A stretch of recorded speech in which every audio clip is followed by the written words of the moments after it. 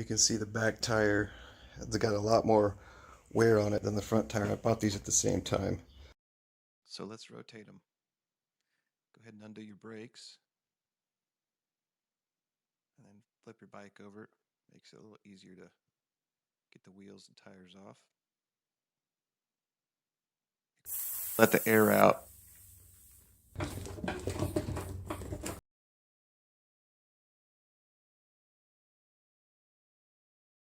Now when you separate the tire and the tube from the wheel, you can actually leave the tube inside the tire. So this makes swapping them pretty easy. You'll notice I'm using that little blue tool. It's called a tire lever. It makes this process a lot easier to get that tire off there.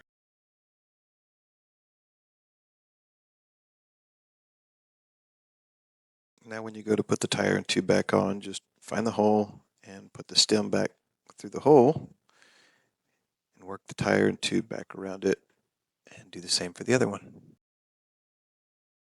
Put the cap on before you get to doing this. It makes it a little easier so it doesn't slip out.